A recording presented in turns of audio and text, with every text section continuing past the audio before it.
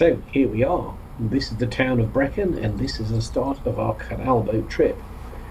Directly behind where we are right now, by about 35 minutes by canal boat, which, bearing in mind they only do about 2 or 3 miles an hour, isn't that far behind us, to be honest. But we are in the town of Brecon, and we're going to take a short stop here and spend the night here on the canal boat. Go into town, have some food, and just check out the general area. Now, I've never been on a canal boat before. This is a first for me. I've seen canals, obviously. There's a few up and down where I've been travelling before, and never really had a want to give them a try. But Wendy convinced me that it was a worthwhile thing and very relaxing. So here we are, and we're going to give it a good old roll, basically, the dice. Now, the boat itself, I think it's a 55-foot boat, and I was a bit sceptical about driving it, but we managed all right for the 35-minute trip. I was at the wheel, and it's a long boat. It takes a while to get it to turn around or to do anything, so you've got to anticipate everything. But here we are on the Brecon and Monmouthshire Canal. It's about 35 miles in total distance. I don't think the depth gets any more than about 2 or 3 feet. These are very shallow draft boats, apparently, anyway, so they can travel up and down it. There are certain sections when you're driving a boat where you have to be careful with reeds and things because they grow up underwater. I'm not sure how often the place is dredged or whether they just leave it to the boats to dredge the bottom of things, but you can hear the reeds and what have you rustling against the bottom of the boat sometimes when you take it too close to one edge or the other. Now, the canals are actually used by other boats. It's not just exclusively the use of mine, so you have to be aware of boats travelling up in the opposite direction. But generally speaking, if you slow down and keep the bow wave very, very low, this is etiquette apparently, so if there's any parked canal boats, you don't tend to jostle it and make it bob in the water. Having been on the receiving end of that a couple of times on the canal boat trip, I kind of realised why you do it. But we got into the swing of things quite quickly. Wendy's quite well versed in this kind of thing. She's been on, I think, about a dozen of these before. So it's not new for her, but it is new for me. Anyway, the countryside here is absolutely fantastic. And the thing is with this canal, in total length, it's about 35 miles. Now, normally on a mountain bike or a road bike, bearing in mind this is a really flat canal when you're in it and you're travelling just down the valleys everywhere, it would probably take you a couple of hours to go one end and then a couple of hours maybe to come back if you weren't going very fast. But on a canal boat, it's a good couple of days basically, and you have these locks to use in between as well, which I'll come back to. Now, the main thing about this is it's super relaxing, which I found out very quickly. The pace of life goes very, very slowly on a canal boat. As I say, between 2 and 3 miles an hour is about it.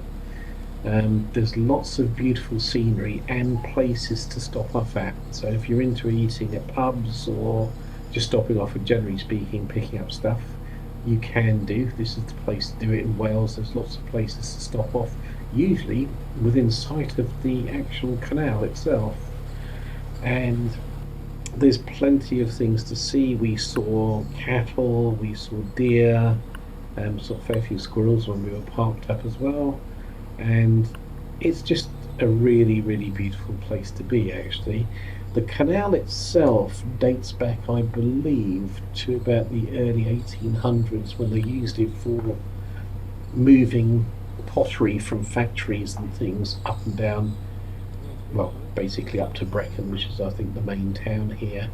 The canal itself runs to a place called Pontypool. I do believe that it had actually gone on further than that before, and it's something that they may be planning to reopen to make the canal way a little bit longer, but at the moment it's purely for leisure work. You rent a boat and you go up and down it, and you stop off places, eat, probably drink a fair bit actually if it's anything like me, but that's the way it is. And along the way there's things like the lime kilns trail where they had pottery makers and things, which is obviously what it's part. It was a part of a factory where they used to make stuff, and then they'd be transported by canal boat to other places for further distribution. There's also a fantastic aqueduct that we went over, which was brilliant and quite high actually, which I thought, because I don't do heights very well. But you've got various wharfs and things where you can stop off, and if you've got a dog, it's ideal because you can literally take the dog along the pathway here. They'll get quite well versed at jumping on and off the boat with your plank and things, probably better than you will, if it's anything like me. And it's just such a fantastic place to be. After I'd got the hang of driving, steering the boat, which took me about a day and a half before I felt confident, really confident to do it. But I did okay in the first couple of hours anyway. It was just purely a confidence thing for me, basically, when I was driving it. But we saw other people also sort of fairly new to it, managing them quite well. So if you haven't done it before, I would say don't feel any trepidation about driving it. You will get the hang of it really fairly quickly. And there's plenty to see and stop off and travel to. Yeah. The mooring of the boat is quite interesting actually, because you've Yeah. got spikes and Yeah. ropes, and you can stop practically anywhere at the riverside where you've got a place where you can jump off at and hammer spikes into the ground and secure the boat to the bank. Try and pick a place that's a little bit wider so people can go past without having to basically try and thread a needle through a piece of thread through a needle. But there's plenty of places to do that. As I say, if you decide you want to go to the shops or wherever, it's no place to pick a spot that's quite close to wherever you want to stop and just tie up and lock up and go off on your way. All the way alongside it, they had the original pathways or the walkways It for says the the best horses place and things that used to to pull the stand is in the horse-drawn ones centre. along here.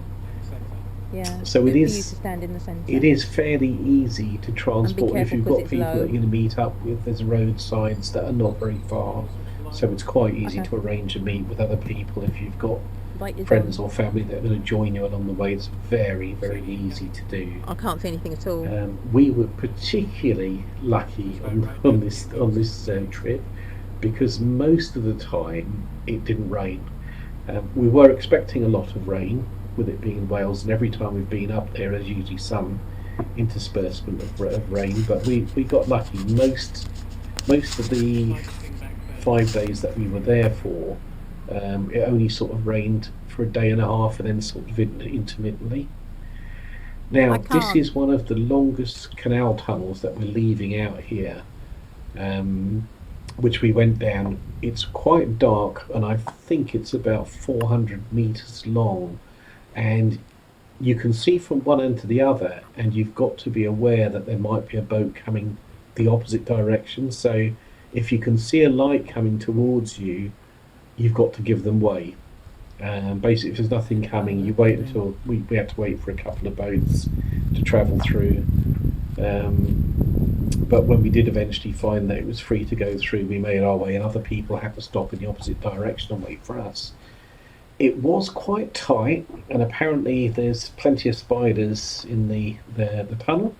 I didn't notice any because I was trying to be very busy, trying to keep the boat off the sides of the tunnel. It was very low as well, so you could put your hand up and feel the top of the tunnel as you were running through, and probably any spiders that were there as well if you were that way interested. It didn't bother me, to be honest with you. If I can't see them, I'm not that worried. But yeah, this is the other side of it, and this is I think this is our second stop. Just from down the road from where we were was a lovely eatery, which apparently wasn't open on a Tuesday afternoon or a Tuesday at all, due to the pandemic and shortages of supplies and staff. A lot of the places don't open. They stay open on the weekends, but usually don't work on the Mondays and sometimes the Tuesdays as well. So that is something to be aware of if you're going out. We were literally at the start of the season, so not everything was up and running the way it was. But as you can see here, I mean, look at that. It's just beautiful. It is absolutely beautiful. we've moored up and we've got ready for the night, and we were heading off to the pub, which I think we've just about to head off to, only to find it's closed and there's nothing else open as well. So it's a bit of a disappointment, but other than that, it wasn't too bad because we've got our own cooking facilities to do on there. But it is something to bear in mind when you're planning it. Take a look at what's open, what days they're open, etc. So this is another stopping point a few days along. Again, moored for the evening, and this particular place here, I did try to take some night photographs because the sky is unbelievably clear. Coming from London and around London, the skies are never, you really can't see, I mean, you can see planets, you can see the moon, you can see some major stars, but you've got no detail over here. But in Wales, oh my word, the sky was so bright, I was just stunned when I was looking up. And then I found out that there's lots of flies and things that are attracted by lights from your boat as well, so it's not necessarily a good idea to keep the doors open, admire the night sky, that you go back in and everything's flying around your canal boat. So that's something to bear in mind if it's something that you want to do yourself. It's not that much of a bugbear, to be honest. Bugbear, I use that pun. But it is something, again, to be aware of. Shut the doors behind you, get outside, enjoy the night sky, try not to get bitten too much. In fact, I didn't get bitten, so they couldn't have been that malicious anyway. But during the night, there was a few boats moving around, which I was surprised. Anyway, here we are. We're travelling up towards, I can't remember what the name of this town was, actually. It's one of the sites. If you go online and just type out the Monmouth and Brecon canalway, it'll show you all the stop-offs there. I mean, the main one was Brecon for us and Pontypool, and the rest were literally pubs along the way that we were sort of looking at or stopping at. And if you go a little bit further down, there's plenty of places to do, and you travel through the odd town, which is quite strange actually, because coming from London, we're not used to this kind of thing. But there's people with gardens that are on the canalway, so they've got their patio furniture out there, they've got their thingies out there, and they sit on the deck sometimes and just watch the world go by them, or the canal boats go by them. And there's some very, very well kept gardens along this particular section as well. As I say, not being used to it, didn't know what to expect, but my god, it was really, really good. This was just part of the Usk heritage site, which is you sort of travel through a valley where you can see lots of trees, steep sides, a fair bit of forest as well. So that was quite nice to see. I mean, when you arrive in Pontypool, you're sort of just north of Newport. So again, if people want to find you relatively easy, you can always advise them to come in through that way. Yeah, the Mon and Breck actually started as two separate canals apparently, the Brecknock and the Abergavenny Canal. The Monmouthshire Canal, which is this section here, is 35 miles before, and early 1800s it was part of an act of Parliament to keep them open and look after them, and it was decided to link the two at Pontymoyle, which we travelled up to, I believe.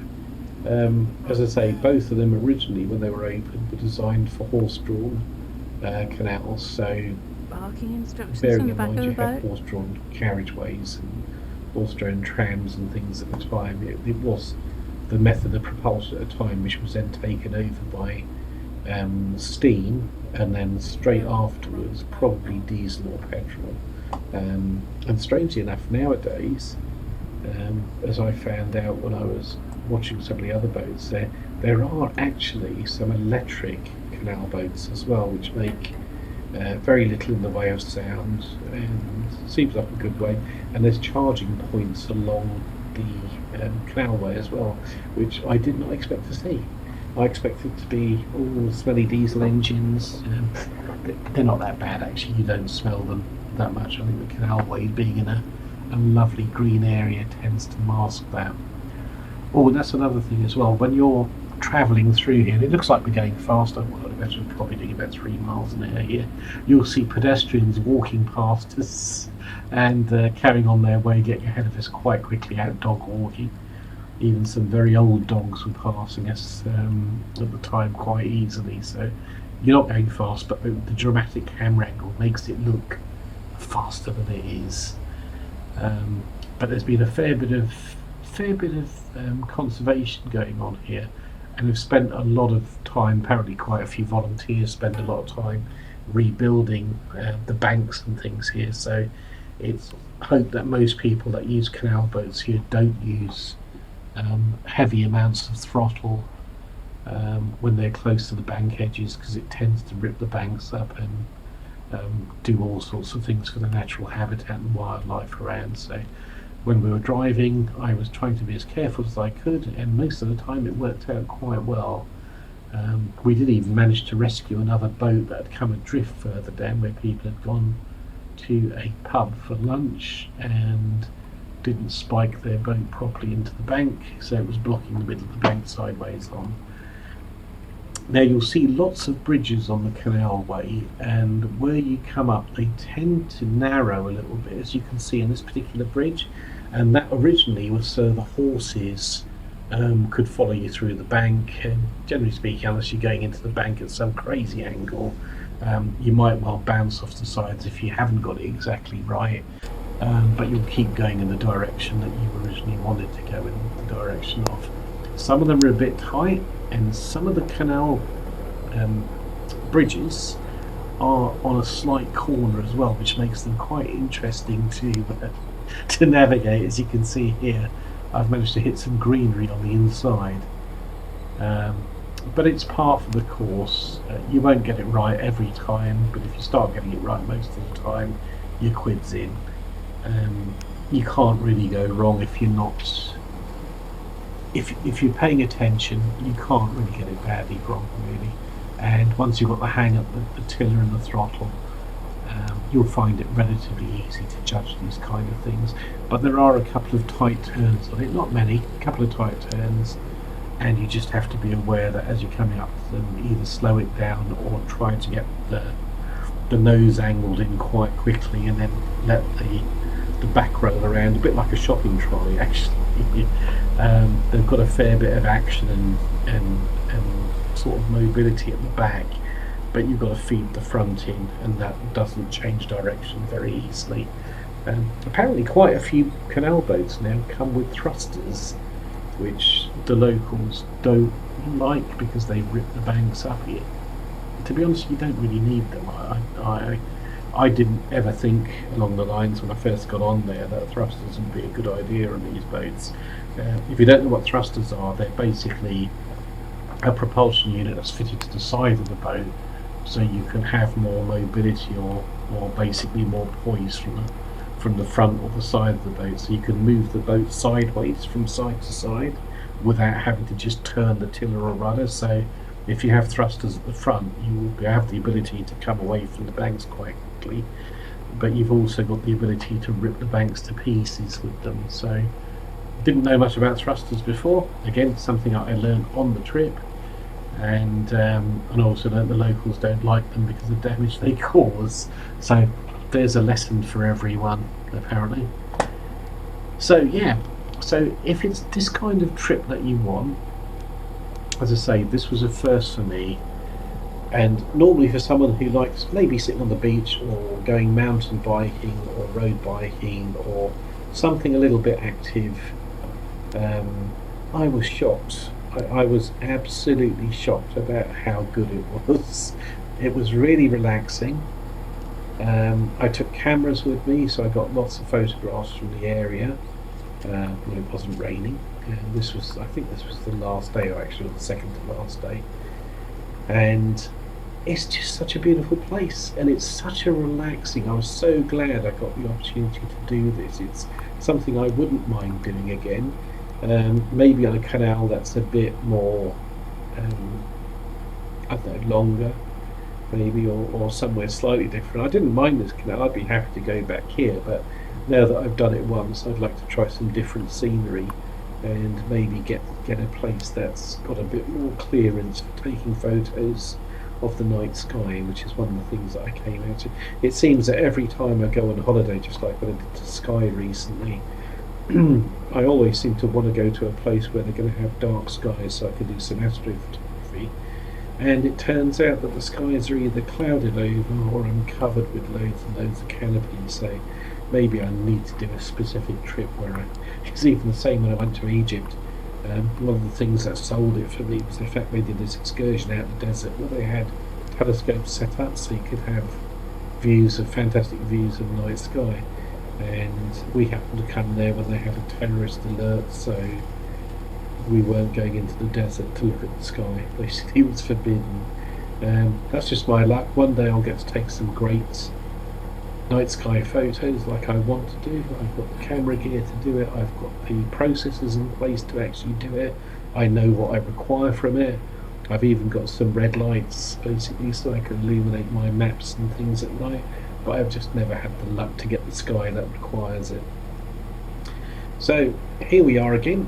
This is a section as we're heading towards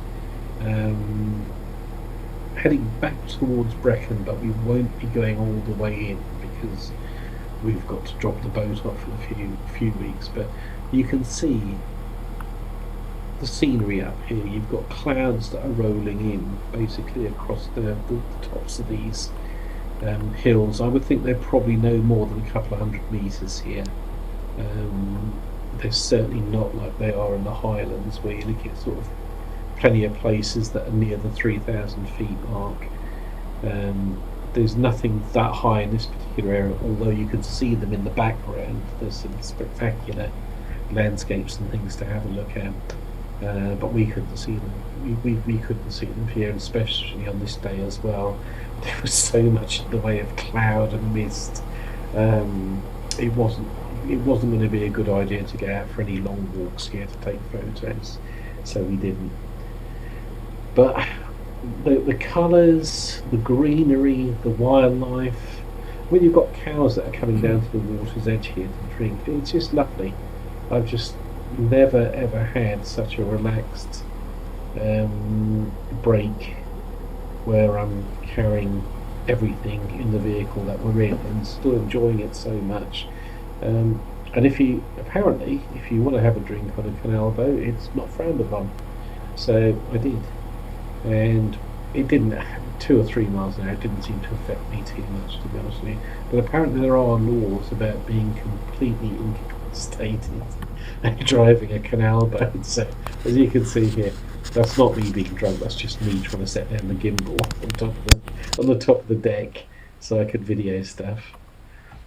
Now, you will come across lots of locks when you come across here. In the whole canal that we went along here, I think there were 7 locks, so not a lot really. And basically, for differing heights as you travel along the canalway, you've got to put the boat into the lock. Hopefully you're at the top or the bottom, so the lock's basically full of water.